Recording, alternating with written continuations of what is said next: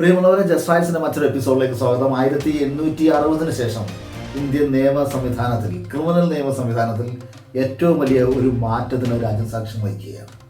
2024 July 1 മുതൽ നിലവിലുണ്ടായിരുന്ന criminal നിയമങ്ങൾ മാറി പുതിയ ക്രിമിനൽ നിയമങ്ങൾ രാജ്യത്ത് നിലവിൽ വന്നു കഴിഞ്ഞു. നിരവധി വിരുദ്ധാഭിപ്രായങ്ങൾ സംബന്ധിച്ച് ഉയർന്നു വരുന്നുണ്ട്. ഈ പശ്ചാത്തലത്തിൽ പുതിയ നിയമ സംവിധാനങ്ങളെ എതിർക്കാനുള്ള 10 കാരണങ്ങൾ വളരെ ലഘുവായി സംഗ്രഹിക്കുകയാണ് ഇന്ന് ഈ വീഡിയോ. നിലവിൽ രാജ്യത്തുണ്ടായിരുന്ന 3 നിയമങ്ങൾ: സബ്സ്റ്റാൻറ്റീവ് ലോ ആയ ഇന്ത്യൻ പീനൽ കോഡ്, പ്രൊസീജിയറൽ നിയമമായ ക്രിമിനൽ പ്രൊസീജിയറൽ കോഡ്, പിന്നെ എവിഡൻസ് ആക്ട്. ഈ 3 നിയമങ്ങൾ മാറ്റി ഭാരതീയ ന്യായ സംഹിത, ഭാരതീയ നാഗരിക് സുരക്ഷാ സംഹിത, ഭാരതീയ സാക്ഷ്യ അധിനിയമം എന്നിങ്ങനെയാണ് പുതിയ നിയമങ്ങൾ കേന്ദ്ര ഗവൺമെന്റ് കൊണ്ടുവന്നിട്ടുള്ളത്. നമുക്ക് 10 കാരണങ്ങളിലേക്ക് കിടക്കാം. 1, ജനാധിപത്യ വിരുദ്ധമായ രീതിയിൽ പ്രതിപക്ഷത്തെ 100-ലേറെ എംപിമാരെ പാർലമെന്റിന് പുറത്താക്കിയ ശേഷം യാതൊരു ചർച്ചയും കൂടാതെയാണ് ബില്ല് പാസ്സാക്കിയിട്ടുള്ളത്.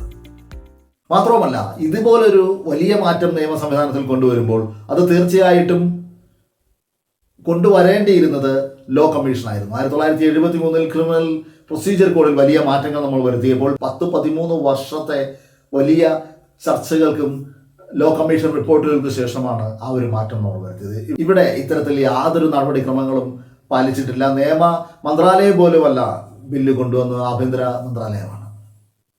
2, ഇന്ത്യൻ ക്രിമിനൽ നിയമങ്ങളെ കൊളോണിയൽ പാരമ്പര്യത്തിൽ നിന്ന് മോചിപ്പിക്കാൻ എന്ന പേരിൽ കൊണ്ടുവന്നിരിക്കുന്ന പരിഷ്കാരങ്ങളിൽ പഴയ കൊളോണിയൽ നിയമത്തിന്റെ 95% നിലനിർത്തിയിട്ടുണ്ട്. വരുത്തിയിട്ടുള്ള മാറ്റങ്ങളാവട്ടെ ജനാധിപത്യത്തെ ദുർബലപ്പെടുത്തുന്നതാണ്. 3, രാജ്യദ്രോഹം ഒഴിവാക്കിയിട്ടുണ്ടെന്ന് പറയുമ്പോഴും നേരത്തെ IPCയിൽ 124A ഉണ്ടായിരുന്നതിനേക്കാൾ കർശനമായ ഭാഷയിൽ സ്റ്റേറ്റിനെതിരെയുള്ള കുറ്റകൃത്യം ഭാരതീയ ന്യായ സംഹിതയുടെ ഭാഗമാക്കിയിട്ടുണ്ട്. രാജ്യത്തിന്റെ പരമാധികാരത്തിനും അഖണ്ഡതയ്ക്കുമെതിരെയുള്ള പ്രവർത്തികൾ എന്നാണ് നിയമത്തിൽ ചേർത്തിരിക്കുന്നത്. ഇത് പഴയ ദേശദ്രോഹ വകുപ്പിൽ പോലും ഇല്ലാതിരുന്നതാണ്.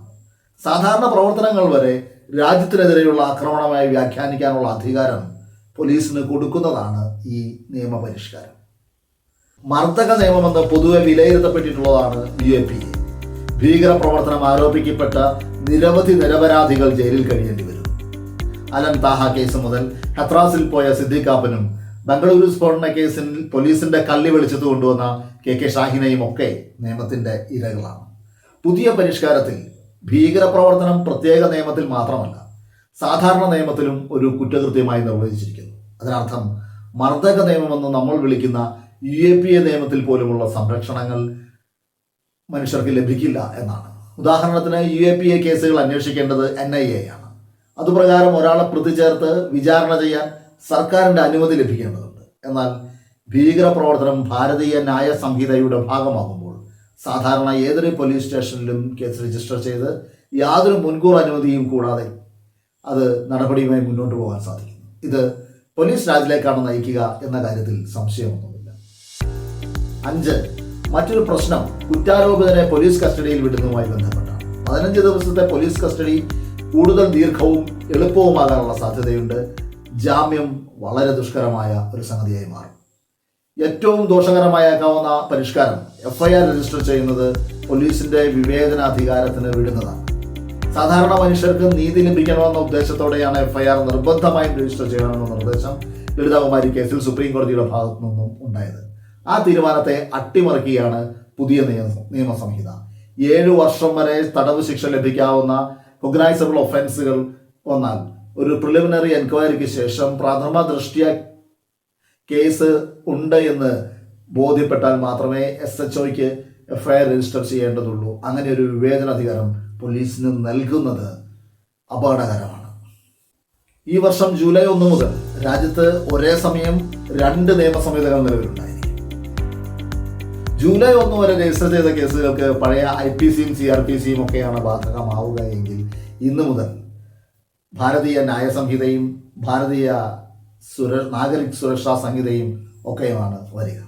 എത്രയോ പതിറ്റാണ്ടുകളായി കോടതികളിൽ പലവരും പരിശോധിച്ച് പുനർനിർവചിച്ച് തീർപ്പ് വന്നിട്ടുള്ള വകുപ്പുകളാണ് പഴയ നിയമ സംവിധാനത്തിൽ ഉണ്ടായിരുന്നതെങ്കിൽ പുതിയവയിൽ ഇനി ഓരോന്നോരോന്നായി പരിശോധിക്കേണ്ടി വരും. പ്രൊസീജിയറൽ നിയമങ്ങൾ ഏതാണ് ബാധകമാവുക എന്നതൊരു വലിയ തർക്ക വിഷയമായിരിക്കും.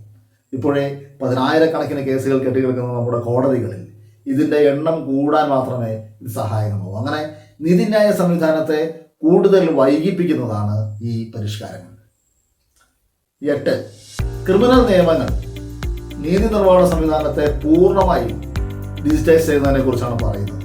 ഇന്ത്യ പോലുള്ള ഒരു ദരിദ്ര രാജ്യത്ത് ഇന്റർനെറ്റോ മറ്റു സൗകര്യങ്ങളോ ലഭ്യമല്ലാത്ത, സൈബർ സുരക്ഷത ഇല്ലാത്ത, സൈബർ സാക്ഷരത ഇല്ലാത്ത ഭൂരിപക്ഷം വരുന്ന ജനതയ്ക്ക് ഇത് എത്രമാത്രം ഗുണകരമാവുമെന്ന് കണ്ടറിയേണ്ടിയിരിക്കുന്നു. 9.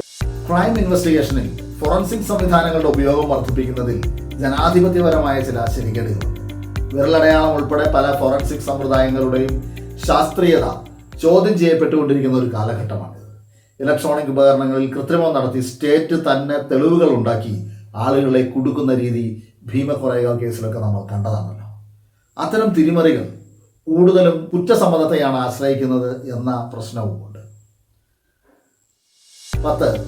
ആധുനിക ജനാധിപത്യ സമൂഹങ്ങൾ നിർത്തലാക്കിയ ദൈവനിന്ദ, ഗൂഢാലോചന, ദേശദ്രോഹം തുടങ്ങിയ കുറ്റകൃത്യങ്ങൾ അതേപടി നിലനിർത്തുകയാണ് നിയമസംഹിത. അങ്ങനെ കൊളോണിയൽ നിയമത്തെ ജനാധിപത്യവൽക്കരിക്കാൻ എന്ന പേരിൽ കൊണ്ടുവന്ന പരിഷ്കാരങ്ങൾ ജനാധിപത്യത്തെ കൂടുതൽ അപകടത്തിലാക്കുകയാണ് ചെയ്യുന്നത്. ഇതിലെ ഈ പറഞ്ഞ ഓരോ പോയിന്റും പ്രത്യേകം എടുത്ത് പരിശോധിച്ച് വിശദീകരിക്കേണ്ട വിഷയങ്ങളാണ്. അങ്ങനെയുള്ള വിശദീകരണങ്ങൾ തീർച്ചയായും പിന്നാലെ വരും. ഇനിയും ഈ ചാനൽ സബ്സ്ക്രൈബ് ചെയ്യാത്തവരുണ്ടെങ്കിൽ ദയവ് ചെയ്ത് ചാനൽ സബ്സ്ക്രൈബ് ചെയ്യണമെന്നും ലൈക്ക് ചെയ്യണമെന്നും പങ്കുവയ്ക്കണമെന്നും പരമാവധി ആളുകളിലേക്ക് ഈ കണ്ടന്റ് എത്തിക്കണമെന്നും അഭ്യർത്ഥിച്ചുകൊണ്ട് നിർത്തുന്നു. ഇനിയും കാണും വരേക്കും വണക്കം.